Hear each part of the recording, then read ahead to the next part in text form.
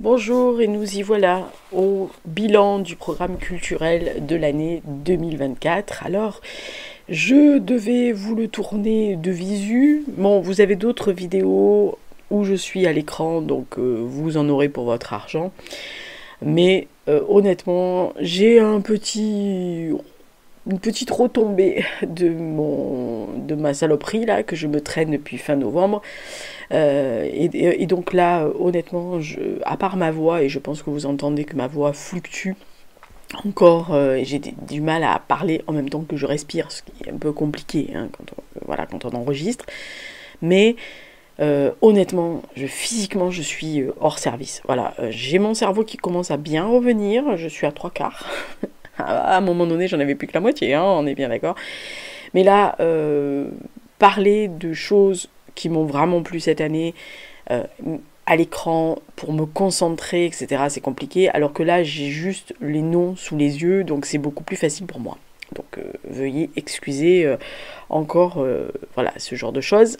Je vous renvoie au bilan complet qui sera disponible en audio sur SoundCloud, donc sur mon podcast, ma chaîne de podcast, parce que évidemment je n'ai pas présenté tout dans les programmes culturels de cette année, puisque c'est vraiment le favori du favori, si vous voulez.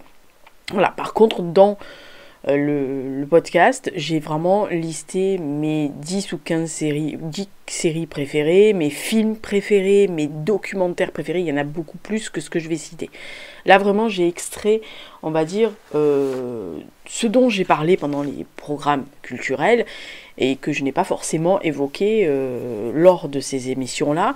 Par contre, je les ai à chaque fois, comme vous le savez, hein, sur mes podcasts, je parle de tout ce que je vois ou écoute, puisque ça m'arrive de pointer des podcasts. Donc voilà, je vous renvoie sur mon podcast de SoundCloud, comme ça vous pourrez peut-être écouter beaucoup plus de choses. Alors, on va parler de séries, bien sûr, de documentaires, d'un film, et on va parler de beauté. Ah bah si, quand même. Ah bah si, à un moment donné, si, bon. Alors, on commence par quoi? Documentaire, film Documentaire, ok. Alors, documentaire, je voulais vous en présenter que deux, en tous les cas, il y en a eu beaucoup plus, mais vraiment, c'est les deux qui m'ont vraiment marqué. Le premier, c'était sur Arte, ça s'appelait les couleurs, enfin les belles couleurs. C'était le titre, hein, les belles couleurs du fascisme. C'était 4, on va dire, documentaires de à peu près 50 minutes, 55 minutes, où on parlait des fondations du racisme, du suprématisme blanc, du génocide des Amérindiens et de l'histoire de l'humanité. Donc c'était vraiment 4 documentaires extrêmement bien documentés, avec des images d'archives pour certains d'évocation, avec une toile de fond bien campée, avec un déroulé intelligent, enfin bref, du Arte. Alors je sais qu'il y a des gens qui ralotent sur Arte en disant oui, c'est très orienté, machin. Enfin, c'est pas orienté déjà, enfin si, ça peut être orienté, on est bien d'accord, mais quand ils s'attaquent à de l'histoire et qu'ils s'attaquent à ce genre de choses, ils font quand même assez bien les choses. Moi j'avais beaucoup aimé notamment l'histoire du suprématisme blanc et du génocide des Amérindiens, qui est très très fortement bien exposé, documenté et argumenté. Voilà. Donc vraiment, je sais pas si c'est toujours accessible sur Arte, sur la plateforme de Arte TV Replay, je sais pas. Je suis pas allée voir. C'est quand même quelque chose qui date, donc peut-être qu'ils l'ont plus, mais il se pourrait que sur une des plateformes que vous ayez, vous puissiez le récupérer. Sinon, bah écoutez, essayez peut-être de le récupérer par un téléchargement légal. Voilà, ou bah, peut-être que vous l'avez déjà vu et ça sera que mieux. Deuxième documentaire, enfin le deuxième documentaire dont on va parler, c'est vraiment alors un documentaire qui était passé sur France 2 si je ne m'abuse. Donc je pense que sur le replay on devrait pouvoir le trouver.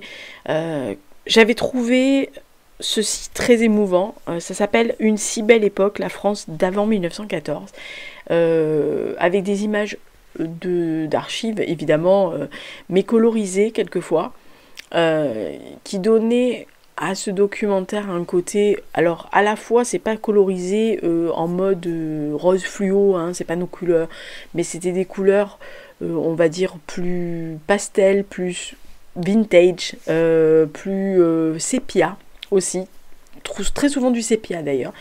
J'ai trouvé que c'était un documentaire qui était vraiment qui posait le contexte du fin du 19e, début du 20e, jusqu'à 1914, et donc jusqu'à la déclaration de guerre de la Grande Guerre, avec les manifestations, le changement de mode de vie, les avancées technologiques qui commençaient à arriver, la liberté de ton, aussi la liberté de mouvement pour certaines femmes, où on voit l'évolution des tenues aussi, de la façon de se mouvoir.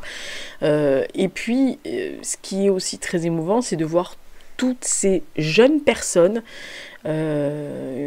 qui, en fait, ont une vie comme une jeunesse comme vous et moi avons eu, mais qui, nous on le sait, la plupart des hommes qu'on voit à l'écran qui ont entre 18 et 40 ans, il y en a beaucoup qui sont morts dans les premiers mois de la guerre, et d'autres qui ne verront pas la fin de la guerre. Donc c'est très émouvant de les voir s'emballer pour des choses, pour des causes, etc., sachant qu'ils vont vivre absolument l'horreur juste derrière. Vraiment, c'est un très très joli reportage. Moi, je suis très très belle époque, hein. C'est une époque que j'aurais adoré vivre. Alors, comme d'habitude, hein, je le dis toujours, on aimerait bien vivre dans le passé ou aller voir ce qui se passait avant, mais dans des bonnes conditions. C'est-à-dire, si vous allez au Moyen-Âge, vous rêvez d'aller au Moyen-Âge, il faut être seigneur, hein, au Moyen-Âge, pas un gueux, hein, sinon vous n'allez rien voir. Donc là, pareil, d'être dans une certaine classe aisée pour pouvoir avoir la possibilité de voir tout ce qu'il y avait à voir, que ça soit les expositions universelles, que ça soit les artistes, les cabarets, etc. C'est sûr que si vous travailliez en usine au fin fond de la France, vous n'aviez pas l'occasion d'aller voir les expos universelles à Paris, parce que vous aviez, un, pas les moyens d'y aller, et deux, vous travailliez 7 jours sur 7. On rappelle, il n'y avait pas les congés payés. Hein. Voilà. Donc, honnêtement, c'est vraiment très joli. Il y a les vacances au bord des lacs, de la mer, etc. Enfin, vraiment, c'est un très joli reportage. Ça s'appelle Une si belle époque, la France d'avant 1914. Et moi, j'ai beaucoup pensé à mes grands-parents qui étaient nés avant 1914. Et donc, enfin, en tous les cas, deux. Et franchement, ça m'a fait penser à eux, parce que je me suis dit, bon, ils n'ont pas vécu, ils n'étaient pas ados à cette époque-là, mais ils ont vu après, voilà. Et donc ces gens qui sont à l'écran, ils les ont connus, si certains sont revenus de la guerre, et on voit la différence avec les reportages qu'on voit quand il y a dans le début des années 20, c'est plus du tout la même légèreté, voilà. Donc très très joli reportage. On va parler du film, et puis après on fait une escale beauté, et après on va sur les séries. Alors le film, vous en ai parlé de beaucoup cette année. Parmi mes préférés, j'en ai retenu 6, vraiment. Mais je voulais parler de celui-là parce qu'il se trouve que je l'ai revu sur la plateforme de MyCanal la semaine dernière. Parce qu'il m'avait beaucoup marqué, ce film, et quand j'ai fait mon bilan des films, il m'est arrivé tout de suite dans la tête. Je me suis dit, celui-là, il faut en parler tout de suite. Ça s'appelle Les Carnets de Siegfried, alors en français, parce qu'en anglais c'est Benediction. C'est l'histoire, en fait, c'est la vie de Siegfried Sassoon, qui est un très grand poète réaliste anglais, qu'on suit en fait à 2 étapes de sa vie. C'est-à-dire qu'il y a le jeune homme d'une trentaine d'années et l'homme beaucoup plus mûr qui est plus dans ses 75 ans, etc. Ça alterne ces 2 facettes tout au long du film. D'ailleurs, il y a les 2 temporalités qui se croisent. Extrêmement bien joué par les 2 acteurs qui sont Jack Lowden et Peter Capaldi. Vraiment, tous les 2 jouent une partition absolument merveilleuse. En fait, Sassoon était un jeune homme de très bonne famille qui va être envoyé à la guerre, mais qui va découvrir, comme tous, l'horreur de la guerre et l'absurdité après. Parce qu'au début, c'est ce qu'on comprend. Au début, il a fait comme tous les jeunes hommes de sa génération. Il est allé se battre pour une cause qui était juste. Il y avait une agression, il fallait défendre sa patrie, la terre, machin. Et après, il se rend compte petit à petit que il y avait la possibilité de faire des pourparlers, d'arrêter cette boucherie, mais que les gouvernements des pays en guerre décidaient pour l'expansion territoriale, pour une question d'orgueil, de continuer une guerre, de continuer à envoyer à la boucherie. Et donc ce jeune homme va dénoncer ça dans une déclaration qui va faire grand bruit auprès de la hiérarchie militaire. Il va d'ailleurs être envoyé en hôpital, enfin en tous les cas en clinique en Écosse psychiatrique pour faire en sorte de le remettre sur les rails, parce qu'on lui dit qu'il a fait ce qu'on appelle un burn-out maintenant, parce qu'il a fait une dépression, et donc il va tomber sur un médecin psychiatre qui est beaucoup plus à l'écoute que ce qu'il imaginait, parce que c'est très rigide, et on découvre que ce jeune homme en fait est comme beaucoup d'hommes, certains hommes à l'époque, c'est-à-dire tiraillés entre ce qu'ils sont réellement et ce qu'ils doivent laisser paraître à la société. C'est-à-dire que ils sont homosexuels. Je rappelle qu'en Angleterre, jusqu'à la loi Turing qui date de très récemment, l'homosexualité était condamnable. Donc c'était interdit par la loi, et donc ça pouvait vous amener en prison ou mieux. Et donc, lui, sait très bien comment occulter ça. Et d'ailleurs, c'est quelqu'un qui est très carré, très restreint, qui se restreint beaucoup. Et donc, il ne passe pas à l'acte jusqu'à présent parce qu'il a peur, déjà, premièrement. Et puis, c'est pas sa façon de voir. Et tout ça est exposé magnifiquement dans ce film-là. C'est-à-dire que à la fois, ces luttes intérieures du fait de son attirance envers certains hommes qu'il croise dans sa vie, avec certains avec qui il va avoir des relations, mais notamment un qui va le hanter jusqu'à la fin. Et donc c'est vraiment une très très belle histoire qui mélange à la fois la guerre, l'absurdité de la guerre, la dénonciation de tout cela, et aussi une question entre guillemets d'émancipation masculine de ces hommes qui ont été obligés, et on dit bien, soit ils restaient en marge et donc ils étaient traités comme des parias, voire comme des criminels, soit ils se conformaient à ce que l'on attendait d'eux dans la société, c'est-à-dire ils se mariaient, ils avaient des enfants, point. Même si discrètement ils continuaient leurs aventures extra-conjugales, ils rentraient dans leur rang. Et d'ailleurs c'est très bien dit à un moment donné. Il y a un personnage qui lui lance à la figure, tu vas faire comme tous les autres, tu vas mourir parce que tu vas te ranger, c'est l'ultime résignation. Bref, moi je le ferai pas, mais tu vas être le prochain de marier, à faire comme les autres, à faire des gosses et à te restreindre, alors que tu sais très bien que c'est pas ça ta vie. Voilà. Mais c'est vraiment un très très joli film. Alors il y a beaucoup de moments où c'est très imagé, c'est-à-dire que vous avez par exemple une chanson entre guillemets de cow-boy avec un troupeau de bétail, etc., qui illustre par exemple l'envoi des troupes sur le front.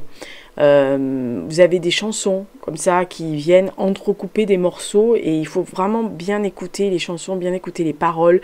Alors si vous le voyez en anglais, c'est sous-titré, sinon il faut écouter ça, parce que ça illustre parfaitement. Et bien sûr, c'est entrecoupé des poèmes de Siegfried Sassoon qui sont vraiment magnifiques, qui expliquent la guerre d'une autre façon, qui expliquent aussi ses sentiments d'une autre façon. Mais vraiment, ce film-là, Les Carnets de Siegfried, moi, j'ai pas bien compris pourquoi ce film n'avait pas été aussi célébré que ça. Alors, c'est vrai qu'effectivement, entrecoupé de ces séquences qui peuvent être pareilles, par exemple, à un moment donné, on voit des cerisiers en fleurs avec une chanson derrière, etc. Ça peut vous paraître complètement étrange, mais dans le contexte, c'est une des images, ces images sont les plus fortes, parce qu'elles vous expliquent à la fois ce qui peut pourrait ou est, et dans la chanson ou dans le texte qui est dit ou le poème qui est dit derrière, je peux vous assurer que vous prenez ça en pleine face. Et moi je l'avais vu au cinéma, j'étais sortie, j'avais le cœur au bord des lèvres, vraiment. J'avais vraiment le sentiment d'une oppression incroyable. Et alors je connaissais ce poète parce que je m'intéresse à la littérature anglaise depuis fort longtemps, mais allez-y. Puis alors les deux interprètes sont absolument merveilleux, vraiment. Donc en anglais ça s'appelle Benediction, donc peut-être que vous le trouverez aussi sous ce titre-là sur les plateformes, donc n'hésitez pas. Donc ça c'est vraiment le film que je voulais vous signaler, parce qu'il y en a d'autres que j'ai vu que j'adore, notamment celui sur Ravel, etc., avec le magnifique Raphaël Personnaz, qui alors là il fait aussi un truc incroyable, mais celui-là de film, moi il m'a vraiment touché. On va parler beauté et on finira avec les séries. Alors beauté, que vous dire, beauté, il y a eu quelques petites choses, mais il y a quand même, on va dire, deux produits, alors une marque et un produit dont je ne peux plus me passer. Non mais vraiment, si à un moment donné c'est comme ça. Je n'ai pas trouvé mieux depuis, et pourtant j'en ai testé. Il y a peut-être le Révolution de Chanel. On est bien d'accord, mais il est beaucoup trop cher. Donc pour un prix modeste, enfin modeste, il est quand même à 14 €, hein, donc c'est pas quand même... voilà, mais vraiment, le Sky High de Maybelline, moi j'ai pas trouvé mieux comme mascara. Voilà. Alors ils ont sorti enfin une teinte Bordeaux, qui sied parfaitement à mes jolis yeux noisettes tendance mordorée.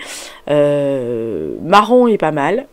Le marron est pas mal, le noir est vraiment beau, mais alors le bordeaux, si vous avez des yeux comme moi, c'est vraiment mon préféré de tous les préférés. Déjà quand Chanel avait sorti son Révolution Bordeaux, j'avais trouvé ça, prune exactement, j'avais trouvé ça magnifiquement beau, non il était Bordeaux, sur moi, enfin en tous les cas pour moi, parce que ça accentue le regard, mais sans le côté noir, vous savez, où il peut faire de l'ombre.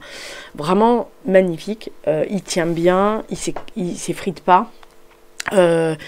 Pour moi, alors moi, pour mes cils, on est bien d'accord, hein, parce que moi j'ai pas besoin de recourbe-cils, j'ai de la chance d'avoir des cils assez longs et très, très malléables.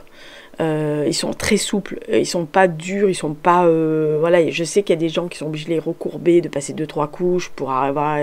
moi, je mets une couche, j'ai déjà une très longue... Enfin, il prend très très bien la longueur et il se courbe tout seul, voilà. Il n'y a pas de problème, donc... Voilà, c'est la chance que je peux avoir aussi d'avoir ce genre de cils. J'ai des copines qui ont des cils courts et très drus, et donc c'est très compliqué. Donc voilà, c'est pas un mascara. Il faut un mascara recourbant avec beaucoup plus de matière, etc. Moi, j'ai pas besoin de beaucoup de matière dessus. Moi, déjà une couche, ça suffit amplement. Et si je mets 2 couches, je vous raconte pas, j'ai l'impression d'avoir des yeux, des fossiles sur moi. Donc c'est un peu compliqué. Et puis en plus, j'aime pas cet aspect-là. Mais franchement, le Sky High, ça fait depuis qu'il est sorti, moi je l'adore, et alors là en version Bordeaux, j'adore.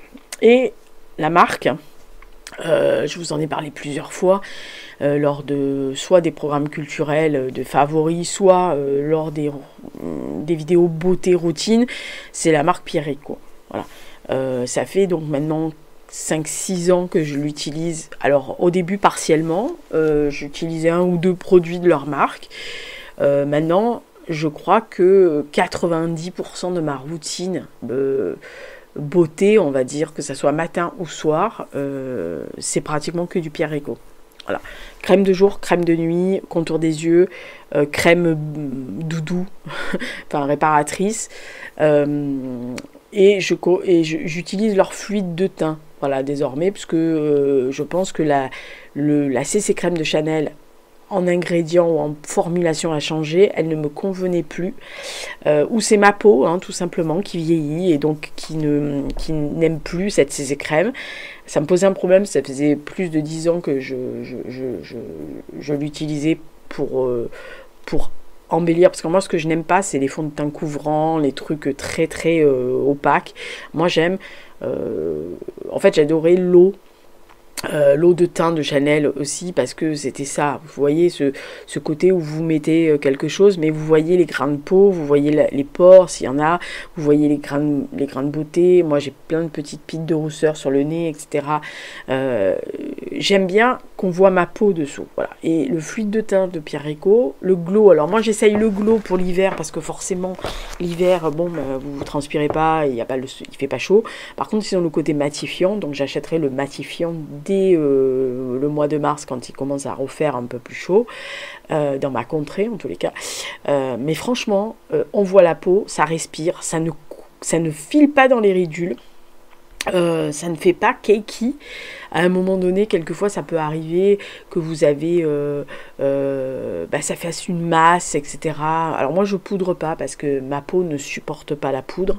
Ça, alors, j'ai une peau en tungstène, mais la poudre marque très très fortement sur moi. Mais vraiment, même à 15 ans ou à 20 ans, ça m'est arrivé d'être maquillée pour des choses et on me mettait de la poudre, hein, forcément pour le fini, pour que ça tienne bien. C'était terrible, quoi. Je prenais 5 ou 10 ans dans la gueule dès qu'on me mettait de la poudre, hein. Alors sous les yeux, je vous raconte même pas, même la plus translucide, j'ai l'impression d'avoir un emplâtre sous les yeux, c'est l'horreur. Donc il me faut vraiment quelque chose qui me fasse un joli teint, mais qui me couvre rien, en fait, qui fasse juste un peu comme un espèce de Photoshop, non, parce que je déteste photoshopper, je trouve ça complètement ridicule, mais voilà, améliorer ma peau, voilà, s'il vous plaît. Donc vraiment, le fluide de teint de Pierre Rico, il est vraiment magnifique. La version Glow vous donne vraiment une peau un peu plus fraîchasse, quoi, enfin, un peu plus fraîche, ouais, fraîchasse, on va dire, mais ouais, ça n'existe pas, mais c'est moi qui l'ai inventé.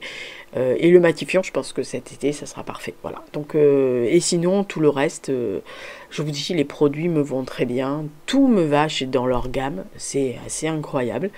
Moi, je prends la crème verte, la comblante. Le soir, je prends la RN à la lavande, la bleue, là. Contour des yeux associé aux deux crèmes. J'ai une crème doudou, là, une espèce de crème beurre, machin, là, qui est absolument incroyable, que je mets au moins une fois par semaine pour bien la calfeutrer. J'ai la crème pour le cou et le décolleté, parce que je trouve que ça marche. Donc, en plus, elle a une odeur absolument fantastique. Je vous dis, franchement, c'est des très très bons produits de soin pour moi. Alors après, j'ai toujours ma crème de 8 heures d'Elisabeth Arden. Ça répare tout, cette merde. Ma B5 de... la Cica, je sais pas quoi, B5 de La Roche-Posay, idem, même combat, ça répare tout. J'essaye toujours d'avoir au moins le sérum Midnight Repair, enfin Midnight de L'Oréal, parce que franchement, honnêtement, à part la pipette qui est bien merdique, j'ai pas trouvé mieux comme sérum. Franchement, c'est un des meilleurs sérums, honnêtement, de nuit comme de jour, hein, mais de nuit que j'ai. Je mets très peu de sérum de jour. J'en ai un de chez Pierre Rico, mais je l'utilise une fois sur 4, j'oublie de le mettre. Oui, je suis une tâche. Par contre, le sérum du soir, je le mets tout le temps. Voilà. Mais L'Oréal. Alors, il est assez étrange parce que vous pouvez le trouver dans des prix assez corrects. Et alors, on n'allait pas dans certains magasins parce que ça arrive à 20 €. Alors que quand vous allez sur le site en ligne ou autre, moi, ça m'est arrivé à le trouver à 14 €. Mais sinon, des fois, il est à 21 €. On ne comprend pas l'espace de prix. Il y a un truc... voilà.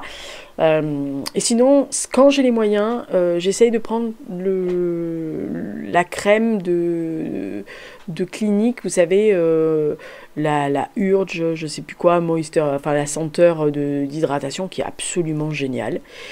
Pendant des années, j'ai mis la Minérale 89 de Vichy, mais je sais pas s'ils ont changé la formule. Elle est toujours aussi fraîche, mais je la trouve moins hydratante pour moi, ou c'est juste parce que ma peau vieillit et qu'elle a besoin de plus de choses. Mais sinon, voilà, je me contente de ce que j'ai. Mon démaquillant est toujours, et je fais des stocks quand il y a dans les soldes, toujours l'huile Take the Days Off de Clinique. Et franchement, la lotion, j'ai trouvé une lotion chez L'Oréal qui est très très bien, démaquillant derrière, mais je peux vous assurer qu'avec Take the Days Off et le savon liquide de Clinique dans le combo là, il n'y a plus rien derrière, hein. Je passe le coton, il n'y a rien sur le coton. Voilà, donc honnêtement, une fois que vous avez fait ça, donc vraiment, ça c'est beauté, c'est vraiment mes essentiels. Je vous renvoie aux vidéos de routine beauté que j'ai pu faire pour vous montrer, mais ça faisait partie, alors c'est pas un bilan culturel, mais c'est un bilan favori culturel, on est bien d'accord, donc il fallait quand même que j'en parle, puisque j'en ai parlé 2-3 fois dans ces émissions. Et on va finir par les séries. Alors série, oui, j'ai oublié la musique, merde. Je voulais vous signaler l'album de Bill Ryder Jones. Vous savez que j'adore ce type. Vraiment, c'est un formidable musicien, c'est un parolier magnifique. Il est sur scène, c'est un bonheur. Il a fait un concert de 30 minutes à la Gaieté Lyrique à Paris, qui a été diffusé par Arte, qui est sûrement encore en diffusion sur le replay d'Arte. Mais c'est un bijou, ce garçon. Voilà, vraiment, depuis 2001, j'ai les yeux de Chimène pour ce type, parce que il a des textes sublimes, c'est de la poésie pure, il est mélancolique à souhait, mais il a des musiques superbes, et il oscille très bien entre la musique très intimiste jusqu'au rock, puisque c'est un guitariste à la base, mais c'est excusez-moi, un putain d'artiste génial. Il mériterait tous les éloges du monde. La presse spécialisée se trompe pas, parce qu'ils le reconnaissent vraiment comme un des meilleurs musiciens anglais actuels. Donc il s'appelle Bill Ryder Jones, et il a sorti un album absolument divin cette année. Donc franchement, allez-y, allez écouter sur les plateformes en ligne Bill Ryder Jones, vous allez vraiment adorer. Je perds ma voix, donc je fais juste une pause. Voilà, j'ai repris la voix, donc désolé. Bill Ryder Jones, je rappelle. Alors on passe aux séries. Et là, j'ai vraiment dégagé les séries dont je vous ai parlé de façon assez dithyrambique pendant l'année. Alors, je ne les ai pas classées par ordre de préférence, hein, mais si vous me demandez de les classer par ordre de préférence, ça va être rapide, mais je ne vais pas le faire. On va parler de la plus ancienne jusqu'à la plus nouvelle. Voilà, comme ça, au moins, Alors, plus ancienne... et à la fois plus nouvelle, puisqu'il y a eu 2 saisons dans la même année. C'est Slow Horses, c'est donc sur Apple Télé.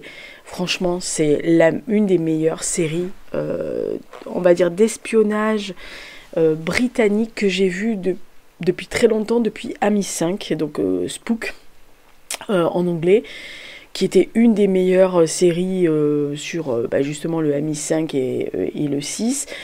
Là, on est avec le MI5, on est avec un sous-groupe, on va dire, donc Slow Horses, en fait, qu'ils appellent les veaux dans la série, c'est-à-dire vraiment c'est les bras cassés, c'est les pieds nickelés des espions britanniques.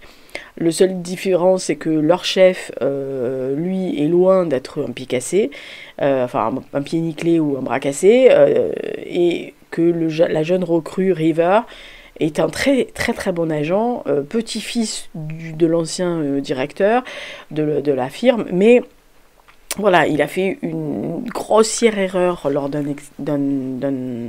essai, enfin d'un exercice, et il a été sanctionné pour ça, et donc il se retrouve dans cette sous-division qui est vraiment les laissés pour compte, mais qui se révèle être beaucoup plus intelligent et beaucoup plus déterminé que certaines choses, et franchement, c'est un pur bonheur. Slow Horses, il y a de l'humour anglais. Gary Oldman est à la fois assez terrifiant, mais il est d'une craderie incroyable. Il bave, il rote, il pète, il a les chaussettes trouées, il fait sale d'aspect. Vous avez Christine Scott Thomas en face qui fait une des sous-directrices, qui peut pas l'enquiller, mais qui sait sa valeur, et qui, elle, fait la très grande bourgeoise anglaise, lady, machin, etc. Et vous avez tout un panel, bien sûr, de personnages, premier plan, second plan, Et puis vous avez les histoires d'espionnage, de contre-espionnage, de petites tractations entre ennemis, etc. Mais franchement, là, les 4 saisons, mais c'est délicieux. Les 2 que j'ai vues cette année, j'ai vraiment adoré. Il y en a une autre qui arrive sûrement l'année prochaine. Ils en ont parlé en plus à la fin de chaque saison, comme ils font plus ou moins un teaser de l'année d'après. S'ils font une année d'après, bah, vous pouvez pas vous tromper. Mais vraiment, Slow Horses, mais allez-y, allez-y, allez-y, allez-y, allez-y. Autre série, donc chronologiquement, c'était la deuxième partie d'Argent et de Sang sur Canal. Donc cette histoire de ce, on va dire, de ce magistrat qui traque l'arnaque du siècle des quotas carbone qui avaient été mis en place pour rembourser des sociétés afin qu'elles compensent leur bilan carbone défectueux. Et il y avait des petits malins qui avaient trouvé ça très intéressant de pouvoir se faire rembourser des choses qui n'existaient pas par de nombreuses sociétés écrans. Et un magistrat qui est joué excellemment bien par Vincent Lindon est chargé de remonter les filières de cette espèce de toile d'araignée tentaculaire où toutes les strates, petit à petit, se confondent. Alors, vous avez des petits escrocs de Belleville, dont un qui est joué par Ramsey, qui est vraiment très très bon. L'autre est joué par Neil Schneider, qui est, lui, par contre, un jeune golden boy, trader, un peu tape à l'œil, bling bling, qui est marié avec la fille d'un richissime magnat, bankable, 440, etc., 440, etc. Et toutes ces ramifications, c'est incroyable. Et alors la deuxième saison, alors la première saison, vous avez bien compris, c'était d'argent, on parlait uniquement des quotas carbone et de l'argent et de l'argent qui filait, parce que ça a vraiment été un puits sans fond pour l'État français, on est bien d'accord. Et la deuxième partie était de sang, c'est-à-dire là c'est la vengeance, c'est vraiment, il les accule dans tous les coins qu'il peut le faire, en se servant de certaines personnes pour les faire tomber. Voilà, il y a des trahisons en chaîne, etc. La deuxième partie de la saison est magnifique, mais vraiment elle est meilleure que la première.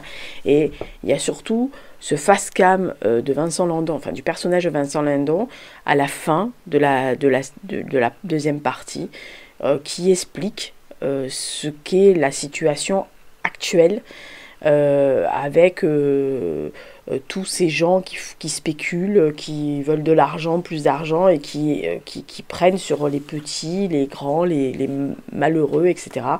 Franchement, c'est le face-cam, le discours de face-cam, on devrait le diffuser en boucle partout. Voilà, donc vraiment d'argent et de sang, deuxième partie sur Canal+.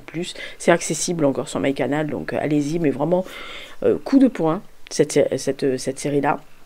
Vraiment coup de poing.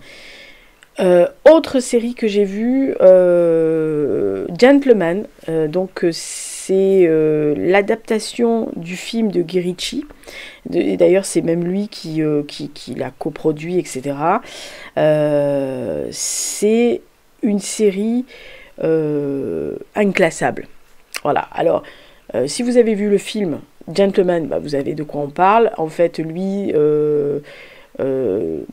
étant le fils d'un lord, il est le deuxième, donc il n'est pas censé régner, il est soldat d'ailleurs avec l'ONU, et la série commence par son père meurt, donc il faut qu'il rentre en Angleterre pour assister à l'ouverture du testament qui doit on va dire, asseoir son frère aîné qui est censé être le nouveau lord. Donc il rentre, etc. C'est vraiment la gentry anglaise, alors à la campagne, mais avec des terres, avec des employés, châteaux, manoirs, machin, un truc. Lui, il est vraiment détaché de tout ça. Il rentre et en fait, première surprise, dans cette famille un peu dysfonctionnelle, on va dire. Première surprise, c'est le père lui lègue tout. Voilà. Et alors là, évidemment, le pétage de plomb du frère aîné est absolument incroyable. Mais vraiment, c'est du grand art. Et il va prendre les choses en main, ce jeune homme, et il va s'apercevoir assez vite que en fait, les dividendes de la famille sur leurs revenus, leur grosse partie de leurs revenus, n'est autre que euh, la production de cannabis qui se passe sous leur terre. Voilà. Donc il y a carrément des usines qui sont gérées par un homme qui est en prison très libre, hein, parce qu'il est un peu dans un camp de vacances, dont la fille est d'une froideur incroyable, mais retorse à souhait, mais quand même bien dans ses baskets et bien carré aussi. Et donc ils vont faire tous les deux. Alors au début ça se chipote, hein, parce qu'elle veut sa grosse part du gâteau, lui il veut avoir beaucoup plus que ce que son père acceptait de recevoir. Voilà, et puis c'est un mec froid, carré, c'est un militaire. Donc ils se retrouvent face à un type qui leur met la dragée haute et qui a peur de rien, ni des gens qui le menacent, et encore moins de sortir son flingue et d'en abattre un ou deux.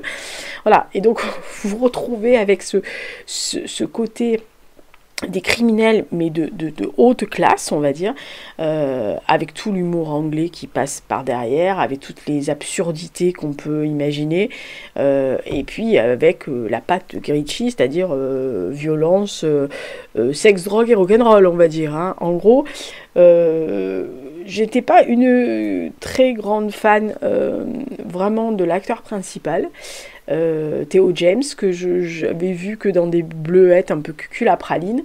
Il est impressionnant dans le rôle et j'espère qu'il y aura une deuxième saison, parce que je pense que oui, parce que vu comme finit la première, il y a eu de grandes chances que la deuxième arrive.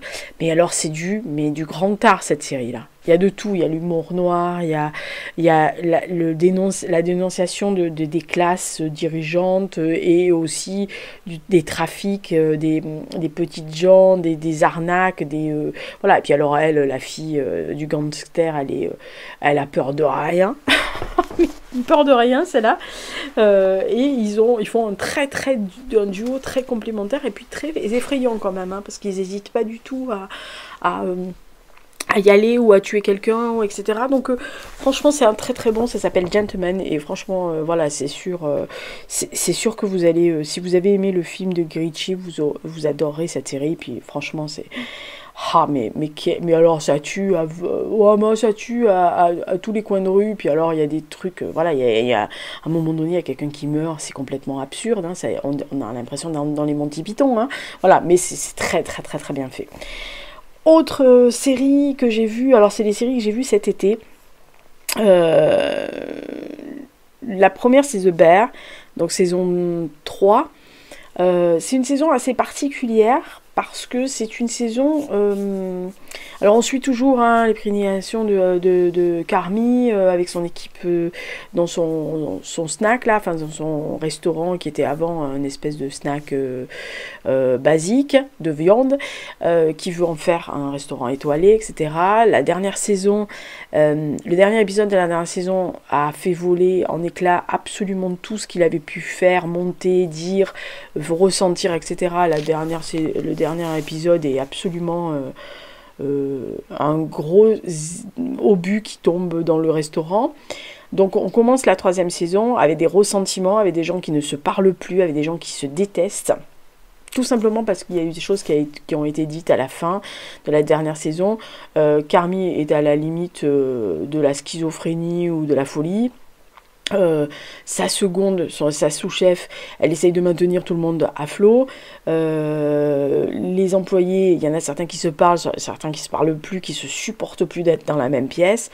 Donc ça part un peu en cacahuète. Et en plus, il y a tous les côtés extérieurs, toute leur vie privée qui monte là-dessus. C'est beaucoup plus sombre comme saison, vraiment beaucoup plus sombre, beaucoup plus...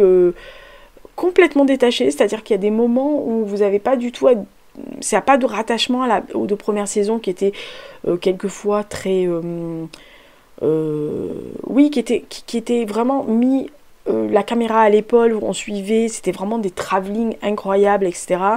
Là il y a vraiment des moments où ça pose, mais ça pose difficilement, alors pas méchamment, mais ça pose difficilement pour les personnages, ils s'en prennent plein la gueule. Mais c'est toujours aussi beau, c'est toujours aussi bien écrit, très bien réalisé. l'épisode où la sœur de Carmi accouche est absolument... c'est un épisode complet sur cette histoire-là. Et alors, il y a eu beaucoup de commentaires des gens qui disent « Ah, je comprends pas, machin ». Enfin, si, il y a une justification dans le truc, quoi, voilà. Jamie Lee Curtis revient pour son rôle de mère complètement... elle est même pas loufoque, elle est folle. Elle est dangereuse. Voilà, donc franchement, c'est un très très très bon... très très bonne série. Puis alors cette saison là est aussi bonne que les 2 premières, mais très très différente. Et je sais qu'elle a déstabilisé pas mal de fans des 2 premières saisons, ce qui n'a pas été mon cas parce que moi je l'ai pris comme elle était, mais il y a des gens qui pensaient que c'était la suite, toujours sur la même mouvance, mais ils se sont vraiment renouvelés et c'est vraiment très très très bien fait. Autre série que j'ai vue cet été, alors il faut dire que c'est une série qui est tirée de livres de C.J. Samsom qui a inventé un personnage qui s'appelle Matthew Charlake. J'ai une de mes copines, Claire, qui est britannique, qui depuis des années avait lu cette série, adoré cette série. Et qui arrêtait pas de me dire il faut absolument que tu lises, toi qui aimes la période de Cromwell, tu vas adorer, machin, gna gna gna. Bon, et vous savez comme c'est, vous dites oui je vais la lire et puis en fait vous la lisez pas. D'ailleurs je vais la commencer cette année parce qu'il faut quand même que je m'y mette. Et elle m'a pointé cette série en me disant sur Disney+, tu vas avoir une série qui s'appelle Shard Lake, donc tirée de ces ouvrages-là. Bon, écoute, c'est l'occasion jamais que tu commences à regarder la série et si ça te plaît, tu liras. Et j'ai vraiment adoré les épisodes de cette première saison. Mais vraiment. On se trouve dans la période de Cromwell. Matthew Charlake est un jeune homme enquêteur, avocat et enquêteur, qui est envoyé dans un monastère parce qu'à l'époque, tous les monastères catholiques doivent donner leurs biens et leurs richesses, etc., à la couronne d'Angleterre qui a fait sécession avec le pape. Et donc qui récupère tout pour bien sûr alimenter l'église anglicane. Et donc lui il est envoyé là parce que y a eu un meurtre dans ce monastère et c'est surtout en fait non seulement il doit résoudre le meurtre mais il doit virer les moines du monastère pour récupérer les biens. Il va être adjoint d'un jeune, on va dire, superviseur envoyé. Donc il va faire un binôme avec quelqu'un qui au début, il ne le supporte pas. Parce que Matthew Charlake a un handicap visible. C'est que, et surtout, ça se passe donc pendant la période de Cromwell. Hein, donc on est bien d'accord, c'était encore le Moyen-Âge. Une période où les gens qui étaient comme lui, c'est-à-dire nés avec une main atrophiée et bossue, étaient perçus comme de l'œuvre du diable. Mais c'est un garçon très intelligent qui sait malheureusement quel est son handicap et qu'il ne pourra pas avoir la vie qu'il voudrait avoir, que les gens se méfieront toujours de lui. Mais il a une espèce de bonhomie et de bienveillance, même s'il est quand même assez inquiétant parfois. Mais voilà, il a quelque chose de plus, mais voilà, malgré ça, on ne voit que lui. Et son adjoint, enfin son binôme, lui, c'est l'archétype du tape à l'œil. C'est le bling-bling du coin qui arrive, qui est très bien habillé, avec des très beaux tissus, très charmant, très charmeur, etc. Et petit à petit, ils s'apprivoisent tous les deux. Ils vont tomber sur un couvent assez retors où il n'y a eu pas qu'un meurtre. Voilà, ils vont découvrir les arcanes de ce qui se passe. Et franchement, c'est une série. Alors, ça sent un peu le Au nom de la rose, comme ambiance, mais c'est britannique, hein, c'est sous Cromwell, donc avec les manigances qui allaient avec. Franchement, c'est... voilà, il y a une évocation de Henri VIII et des femmes qu'il a, de ces femmes qu'il a un peu quick, hein, voilà. C'est franchement une très très bonne série. Il y a l'impact de la religion, l'impact de la peur, de cette de la punition divine, mais il y a aussi la magie, il y a aussi le côté diabolique de certaines choses, etc. Les mœurs de l'époque. Franchement, cette série-là, elle m'a laissé vraiment sur les fesses. Et donc c'est vraiment là où j'ai dit à Claire, si, moi je vais commencer la saga littéraire. Et donc elle m'a acheté le premier tome, donc je le lirai en janvier. Mais je pense que c'est quelque chose que je vais lire parce que j'ai adoré l'ambiance et puis ce personnage. Alors c'est vrai que ça vaut surtout beaucoup à l'acteur, je suppose aussi, souvent. Mais Claire l'a vu et m'a dit, écoute, franchement, il a fait un excellent boulot pour s'approprier le personnage de Matthew Charlake. Et moi, c'est un personnage qui me touche beaucoup. J'ai trouvé que dans la série, il y avait quelque... Alors même si des fois, il me faut un peu la trouille quand même.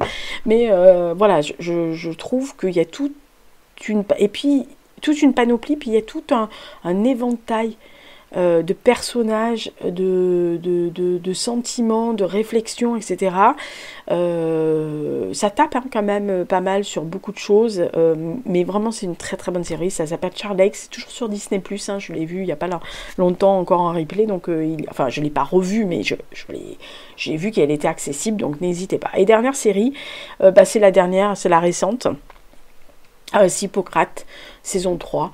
On retrouve nos médecins qui cette fois-ci sont en pleine crise sanitaire, les lits sont fermés, les urgences ferment à 20h, il y a de plus en plus de patients qui arrivent, des gens qui ont des choses qu'il faut soigner, mais comme il n'y a plus de lits disponibles, on les renvoie chez eux. Et donc nos 5...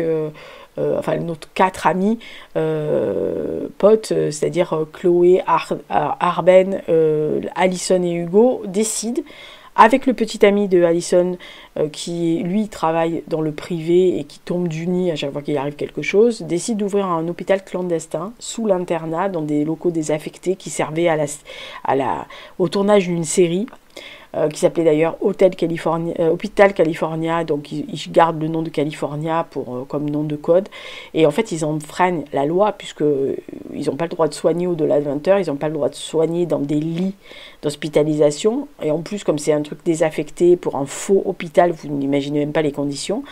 Mais cette saison est d'une noirceur incroyable parce qu'on voit vraiment la misère humaine qui peut se présenter aux urgences à tout moment. L'histoire de ce jeune homme qui est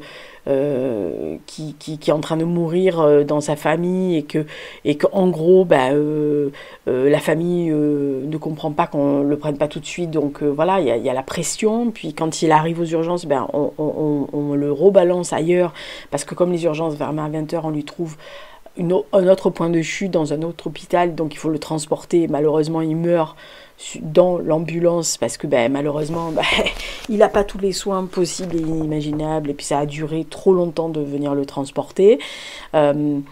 Et après ça va crescendo, c'est-à-dire que vous avez l'histoire de ce monsieur qui est seul avec son chien et qui veut pas laisser son chien tout seul dehors, il a personne pour s'en occuper, donc comme il le récupère dans cet hôpital de fortune, il garde le chien pour que le chien et son maître soient ensemble, et ça aussi c'est la solitude des gens qui n'ont que dans la vie, et on comprend que ce monsieur n'a que son chien, et c'est son meilleur ami, et donc il faut qu'il garde son chien, et donc il y a plein de personnes comme ça qui arrivent souvent dans les hôpitaux qui n'ont rien d'autre que leur animal de compagnie et qui ont personne, et qu'est-ce qu'on fait de cet animal si vous n'avez pas un gentil voisin qui vient de s'en occuper.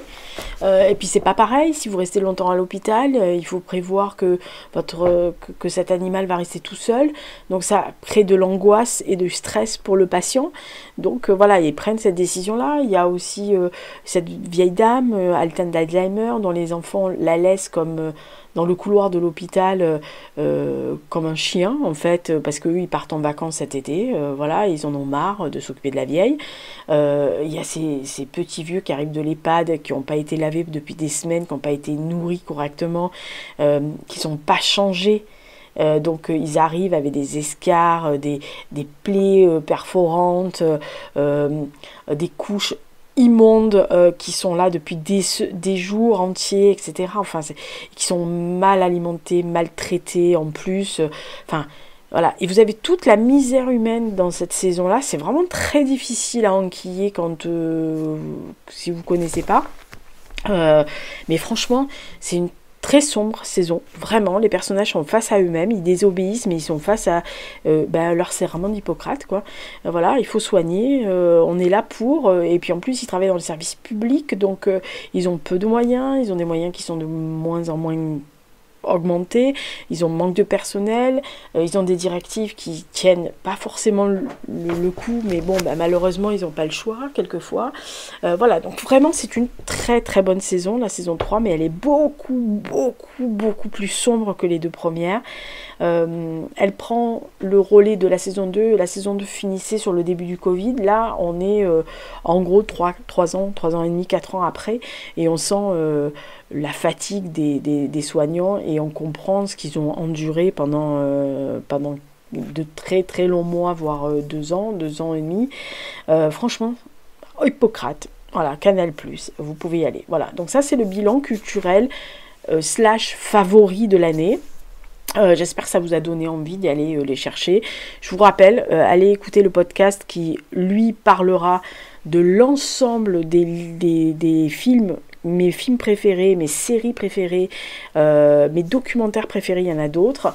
Et comme ça vous donnera peut-être envie. Et peut-être que vous en avez vu grâce à moi, ou que vous n'en avez pas vu encore et vous vous dites ah tiens finalement elle en remet une couche, on va aller la voir. Donc dites-moi s'il y a des séries que vous avez vues, si vous n'avez pas aimé certaines séries que je vous pointe là en me disant bah non finalement j'ai trouvé aucun intérêt, ou oh bah tiens je l'ai vue en même temps que toi, ou tiens je te recommande, si tu as aimé celle-là je te recommande cette série là. N'hésitez pas, surtout mettez ça dans les commentaires, ça fait toujours plaisir. Donc merci encore d'avoir au long de cette année regardé les favoris / programme culturel de l'année. Ils repartiront, on repart pour une année. C'est pas la vidéo la plus regardée, mais c'est la vidéo qui est assez sympa à faire, et puis voilà, ça vous permet de l'écouter en regardant peut-être les photos que je mets à l'écran, mais voilà, de l'écouter, de peut-être vous donner envie, vous qui aimez écouter de la musique, regarder des séries, des films, des documentaires, que vous aimez aussi la beauté, les objets du quotidien, etc. Voilà, ça peut vous permettre de vous faire plaisir à vous aussi de temps en temps. Donc je vous souhaite encore une bonne fin d'année si vous l'écoutez avant la fin d'année, ou une bonne année si vous l'écoutez au début de l'année. Et puis encore merci de votre présence et de vos petits mots, de vos commentaires et de vos petits pouces, etc. Inutile de vous dire que ce genre de choses fait vraiment du bien. Je sais que des autres personnes qui font des vidéos sur YouTube vous le disent à chaque fois, etc. Mais elles ont raison. Quand on découvre les commentaires, même si c'est un merci, même si c'est un petit cœur, même si c'est un petit sapin en ce moment, ça fait plaisir. Ça veut dire que quelqu'un est passé, a pris le temps d'écouter votre travail, et parce que c'est du travail hein, quand on fait une vidéo, quand on tourne une vidéo, quand on fait un audio et qu'après on met les images sur l'audio, ça nous prend quand même du temps, et puis ça nous fait plaisir de le faire, mais ça fait d'autant plus plaisir que si ceux qui regardent, ceux qui écoutent ou regardent, vous signalent et nous signalent à nous que notre travail n'a pas été fait en vain. Voilà. Donc merci encore pour vos commentaires. Et n'hésitez pas, voilà, ça prend 30 secondes de faire un petit sapin, de faire un petit cœur, de faire un petit chat, voilà, de vous signaler ou de dire merci, tout simplement. En gros, ça va vous prendre 2 secondes chrono de mettre merci et d'envoyer.